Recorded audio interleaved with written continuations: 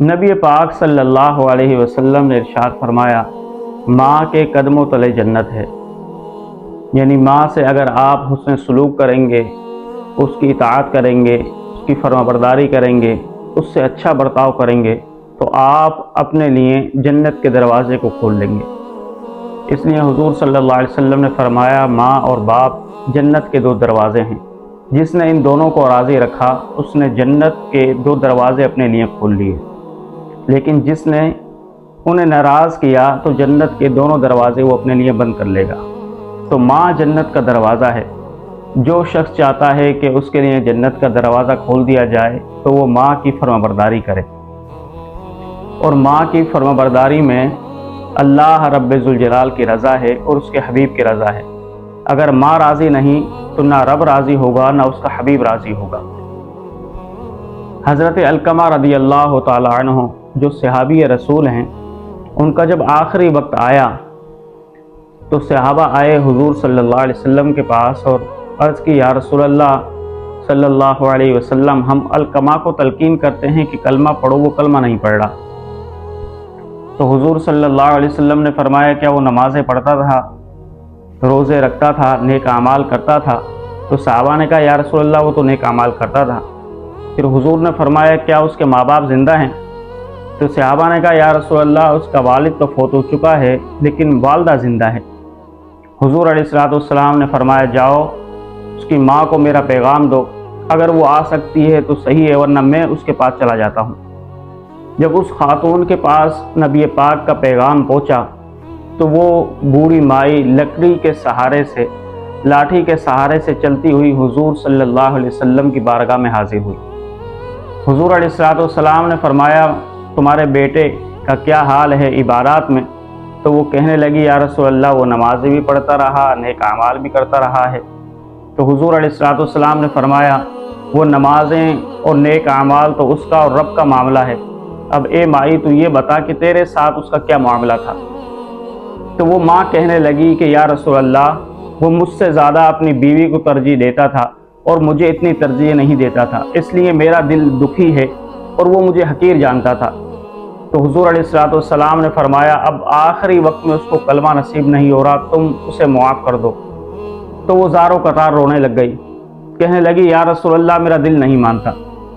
تو حضور علیہ السلام نے فرمایا، اگر تم معاف نہیں کرو گی تو وہ جہنم کی آگ میں جلے گا۔ لیکن اس عورت نے معاف نہیں کیا۔ تو حضور علیہ السلام نے حضرت بلال کو کہا کہ جاؤ لکڑیاں اکٹھی کرو، اور جب لکڑیوں پر ڈھیر لگ جائے تو اس میں آگ لگا دو، ہم علقمہ کو اس آگ کے اندر ڈالیں گے۔ جب ماں نے یہ سنا تو ماں کی ممتا جاگ گئی۔ اس نے عرض کی، یا رسول اللہ کیا میرے بیٹے کو آپ آگ میں جلائیں گے؟ حضور علیہ السلام نے فرمایا، ہاں، آخرت کی آگ سے بہتر ہے کہ وہ دنیا میں ہی آپ کے سامنے جلے، تاکہ آپ کو پتہ لگے کہ وہ دوزخ کی آگ میں کیسے جلے گا۔ تو ماں ہوتی ہے، وہ کہنے لگی، یا رسول اللہ میں تو اپنے بیٹے کو تکلیف میں برداشت نہیں کر سکتی۔ تو حضور علیہ السلام نے فرمایا، پھر اپنے بیٹے کو معاف کر دو تاکہ وہ جہنم کی آگ میں نہ جلے۔ تو جیسے ہی ماں نے معاف کیا حضرت علقمہ کو، تو صحابی کہتے ہیں کہ علقمہ کی زبان پر کلمہ جاری ہوا اور اس کی روح پرواز کر گئی۔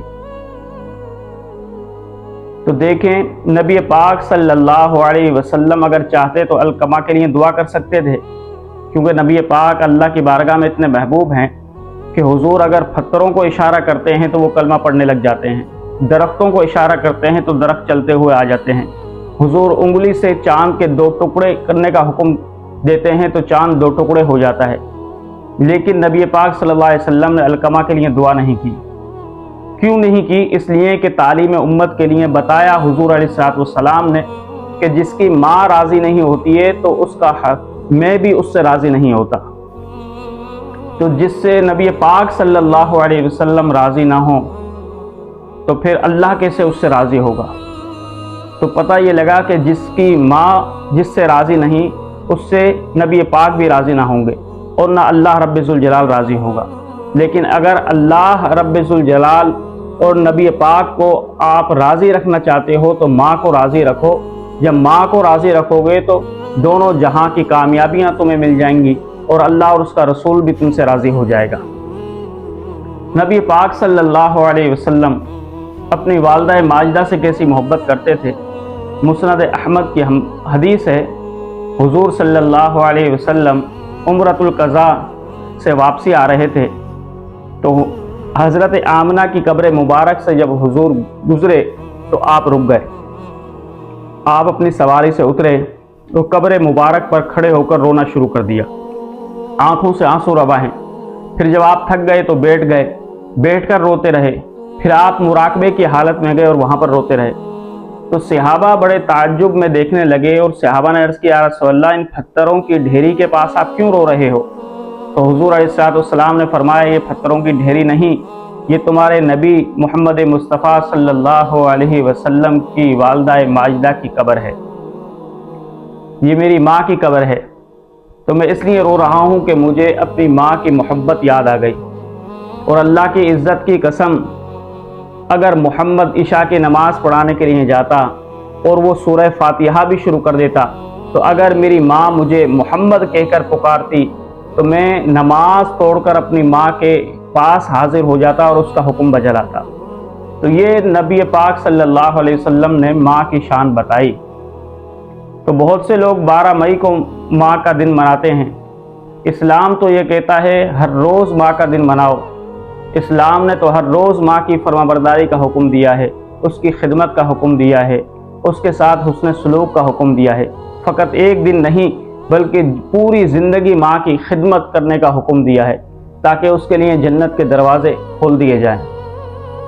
تو جو شخص کامیابی چاہتا ہے وہ ماں اور باپ کی خدمت کرے۔ ماں اور باپ کی خدمت کے اندر ہی کامیابی و کامرانی ہے۔